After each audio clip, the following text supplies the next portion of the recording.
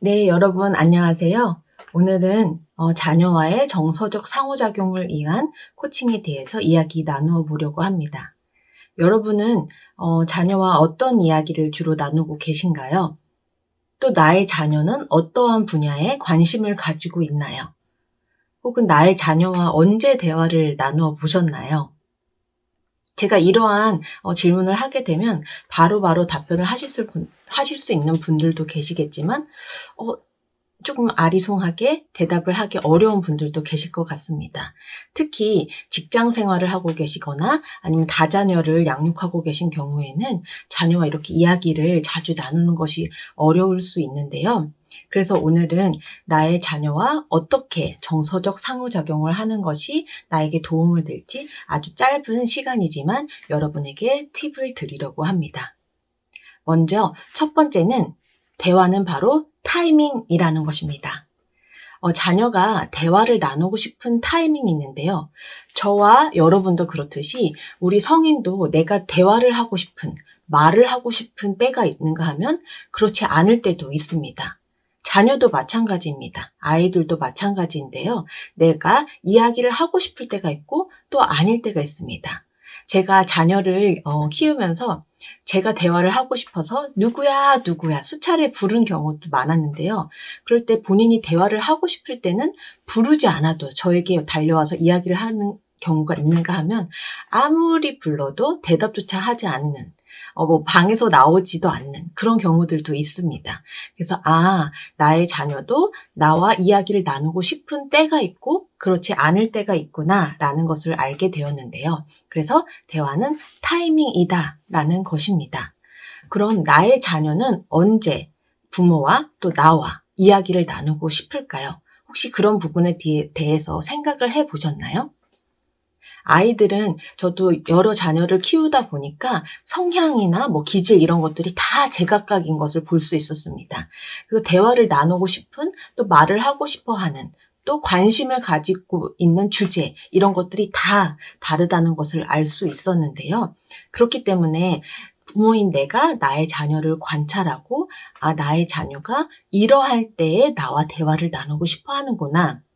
또는 이러한 주제에 관심을 많이 가지고 있구나. 이러한 것들을 먼저 알아차리는 것이 필요합니다. 그래서 첫 번째로는 첫째, 아이가 지금 부모와 대화를 나누고 싶은지를 먼저 파악하는 것이 중요합니다. 여러분이 생각해 보셨을 때 주로 나의 자녀가 언제 나와 대화를 나누고 싶어 했나요? 혹시 기억이 나는 순간이 있으실까요? 물론 아이가 성장하면서 매 순간 그런 것들이 달라지는 것을 알 수 있는데요. 그래도 제가 예전에 학교에서 아이들을 가르치면서 살펴보았을 때는 주로 아이들은 무언가 궁금한 것이 생겼을 때 선생님 또는 부모님을 찾는 경우가 많았던 것 같습니다. 우리 코칭에서도 내가 코치인 나와 그리고 고객이 만났을 때 먼저 이런 관계 형성이 되지 않았을 때는 말문을 많이 편하게 이야기하지 않는데요. 선생님이 학기 초반에 이렇게 만났을 때도 아이가 선생님에게 바로바로 자신의 고민을 이야기하기 어려워합니다. 그건 부모와는 더 마찬가지겠죠. 평소 부모와 이야기를 많이 나누었던 아이는 엄마에게 별로 사소한 주제라도 부모에게 다가와서 이런 부분이 잘 안 돼요. 어려워요. 이런 부분은 이야기할 텐데 평소에 좀 엄마가 많이 아빠가 많이 바빴을 때, 특히 저도 일을 하면서 제가 제 일에 너무 빠져 있을 때라든지 아니면 통화를 하고 있을 때라든지 다른 일을 하고 있을 때는 저희 자녀가 쉽게 저에게 와서 이야기를 걸기 어려워했던 것 같습니다. 그렇기 때문에 내가 먼저 나의 자녀가 이러할 때 이야기를 하고 싶어 하고 이러한 주제를 대화를 나누고 싶어 하는 것을 알아차리고 짧은 시간이라도 많은 하루 종일 내가 대화를 나눌 수 없기 때문에 어떠한 순간에 특히 나의 아이와 좀 집중적으로 정서적 상호작용을 할 수 있는지를 좀 파악하고 있는 것이 중요한 것 같습니다. 아이가 무언가를 새로운 것을 보았을 때 특히 또 이야기를 많이 하고 싶어 했는데요. 특히 아이가 어릴 경우 또 저학년 이렇게 학교에 들어갈 경우에는 새로운 정보에 대해서 많이 노출이 되게 됩니다. 그럴 때마다 좀 자신이 잘 모르는 부분, 호기심이 가는 부분에 대해서 이제 어른을 찾게 되어 있는데요. 특히 부모는 쉽게 자녀가 대화를 나눌 수 있는 상대이기 때문에 모르는 부분이 생기거나 궁금증이 있을 때는 와서 물어보게 됩니다. 특히 저는 책으로 육아를 많이 했는데요. 책을 살펴보면 굉장히 평소에 우리가 경험하지 못했던 이야기들이 많이 나오는 것을 볼 수 있습니다. 그렇게 되면 자녀는 이 책 안에 있는 캐릭터에 대해서도 궁금해하고요. 또 이런 상황이 왜 벌어져 있는지 뭐 이런 거에 대해서도 궁금증이 많게 됩니다. 그렇게 되면 하나하나 그런 부분, 세세한 부분에 대해서 이야기를 하다 보면 자녀와 정말 정서적으로 다양한 상호작용을 할 수 있게 됩니다. 각 책에 각 캐릭터마다 다양한 성격을 가지고 있고 또 맞닥뜨리는 그런 사건들이 다 다르기 때문에 그런 것들을 캐릭터에 대입해서 또는 나의 자녀가 학교 생활이라든지 뭐 친구와의 교우 관계를 할 때 그런 상황을 맞닥뜨렸을 때를 대비해서 우리가 이야기를 다양하게 나누어 볼 수 있는 것이죠. 그래서 아이가 책을 보고 있거나 아니면 또 새로운 책을 뭐 사줬을 때, 이거 뭐야? 하면서 보면서 이야기를 하게 되면 조금 더 자녀와 대화를 나눌 수 있는 기회가 생기는 것 같습니다. 또 때로는 부모와 떨어져 있다가 만나게 되면 아이가 굉장히 대화를 많이 하고 싶어 하는 것 같은데요. 뭐 학교를 다녀온다든지 아니면 학원을 다녀온 이후에는 부모에게 오늘 이런 일이 있었어요. 뭐 학교에서 이런 일이 있었는데 너무 신기했고 아니면 뭐 때로는 좀 속상했어요. 이런 얘기를 할 때도 있는데요. 그랬구나 해서 끝나는 것이 아니라 조금 더 세세하게 어떤 일이 있었길래 속상했어? 어떤 일이 그렇게 재밌었어? 라고 물어보면 아이들은 더 자세하게 자신의 상황을 부모에게 들려주고 싶어 합니다. 그렇게 하면서 조금 더 대화를 짧게 끝내는 것이 아니라 그때 상황이 어땠는지 또 그 상황 속에서 아이가 어떻게 느꼈는지 그걸 어떻게 받아들였는지 그래서 지금은 어떠한지 뭐 이렇게까지 이 하나의 주제를 우리가 굉장히 확장해서 이야기 나눌 수 있는 것이죠. 그래서 조금 떨어져 있다가 부모와 만났을 때는 굉장히 아이가 부모와 없을 때 경험한 것들이 많이 쌓여있기 때문에 그런 것들을 우리가 이야기 나눌 수 있는 것 같습니다. 또 하나는 아이가 잠들기 전에인데요. 보통은 이제 아이가 분리수면을 많이 하게 되기 때문에 아이가 그냥 들어가서 자라고 할 수도 있겠지만 우리가 잠시 침실에 같이 침대 위에서 또는 침대에 들어가기 전에 뭐 소파 위에서라든지 오늘 있었던 일에 대해서 잠깐 이야기를 나눌 수 있는 것이죠. 특히 늦게 이제 퇴근하시는 부모님 같은 경우에는 그 시간을 활용하는 것이 굉장히 좋을 것 같은데요. 오늘 특별히 기억나는 일이 있었는지 또는 오늘 있었던 일들 중에서 어떤 일들이 있었는지를 자녀에게 물어보게 되면은 간단히 오늘 있었던 일에 대해서 얘기할 수도 있고요. 또 내일 일어날 일에 대한 그런 좀 기분 좋은 설레임 이런 것들도 같이 이야기 나눌 수 있습니다. 그래서 그런 나의 자녀가 특히나 이야기를 나누고 싶어하는 이런 상황들에 대해서 여러분이 알아차리고 그 시간을 활용하는 것이 필요할 것 같습니다. 그리고 특히 우리가 코칭에서도 코칭을 할 때 이 환경 조성, 분위기 조성 이런 것들이 중요하다라고 이야기를 하는데요.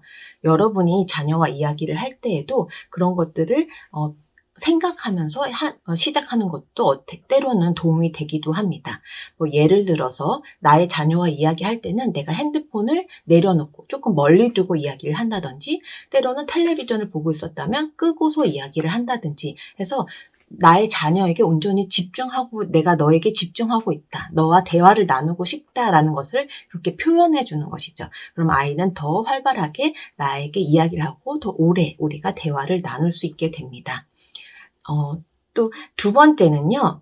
우리가 자녀의 감정을 알아차려야 되는 것입니다. 그래서 자녀가의 감정에 따라서 지금 나에게 이야기를 하고 싶을 수도 있고 또 하고 싶지 않은 감정일 때도 있겠지요. 때로는 내가 지금 너무 속상하고 힘들어서 좀 혼자만의 시간을 가지고 싶은데 부모가 계속해서 나와 지금 이야기를 하자, 지금 나한테 얘기를 해봐 이렇게 내가 다그칠 수도 있는데요. 그렇게 되면 때로는 자녀는 마음의 문을 좀 닫게 되고 더 이야기를 안 하게 될 때도 있습니다. 그럴 때는 우리가 우리가 조금 더 기다려주고 엄마가 여기 있으니 아니면 부모님 내가 여기서 기다리고 있으니 너가 준비가 되면 우리가 같이 이야기를 나누면 좋겠다. 지금 너가 왜 이런 감정을 겪고 있는지 이런 기분인지 너무 궁금해 라고 우리가 이야기를 던져 놓는 것이죠.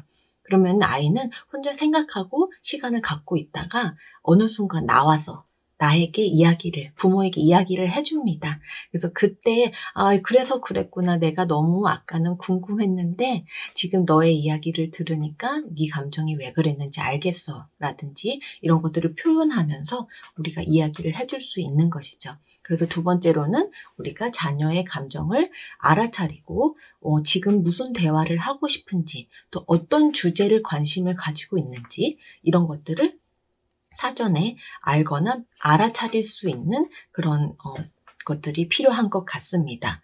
그래서 아이들은 특히나 모르는 부분이 생겨서 좀 어려움을 겪었거나 아니면 좀 혼자서 해결하기가 어렵거나 아니면 친구와의 관계에서 좀 어려움이 생겼거나 아니면 새로운 일을 경험했는데 너무 즐거웠고 신났을 때 때로는 뭐 학교에서나 학원 이런 데서 새로운 것을 배우거나 했는데 내가 너무 잘했거나 그 성취감이 너무 크게 느껴져서 이것을 누군가와 나누고 싶을 때 그럴 때 부모님을 찾게 되는 것 같습니다. 그래서 그럴 때 내가 나의 아이가 좀 힘들어하는구나 아니면 너무 뿌듯해하고 있구나 너무 신나는구나 이런 것들의 감정을 알아차리고 때로는 조금 기다려주거나 때로는 지금 물어봄으로써 나의 아이와 정서적 상호작용을 더 활발하게 할 수 있는 것 같습니다. 우리도 코칭에서 제가 고객을 만났을 때 고객과의 이런 관계가 신뢰 관계가 형성이 되지 않으면 어려운 이야기를 하기 어려워할 때를 많이 볼 수 있습니다. 그렇기 때문에 우리도 나의 아이가 왜 힘든 부분을 나에게 이야기하지 않지라고 이렇게 속상해하기보다는 내가 조금 더 점진적으로 아이와 대화를 많이 나누면서 좀 아이의 마음을 열어야겠다. 아이가 나에게 나에게 터놓고 이야기할 수 엄마에게는 또 부모님에게는 터놓고 이야기할 수 있겠구나라는 이런 신뢰되는 마음을 심어주어야겠다라는 것을 우리가 생각해야 될 것 같습니다. 그래서 그런 것들이 형성이 됐을 때 굉장히 사소한 부분이라도 이야기 나눌 수 있게 되는 것 같습니다. 그래서 부모가 이렇게 자녀와 이야기를 나누는 것에는 타이밍이 굉장히 중요하고요. 그 안에서는 우리가 어떤 부분에서 언제 대화를 나누고 싶어 하는지 그리고 지금 자녀의 감정이 어떻기 때문에 우리가 대화를 나누고 싶은지 이런 것들에 대해서 여러분이 알아차리고 또 그 시간을 잘 활용해서 아이와 상호작용을 해보는 것이 필요하다고 생각됩니다. 네, 그럼 오늘은 이만 마치고요. 우리 다음 시간에 다시 만나도록 하겠습니다. 수고하셨습니다.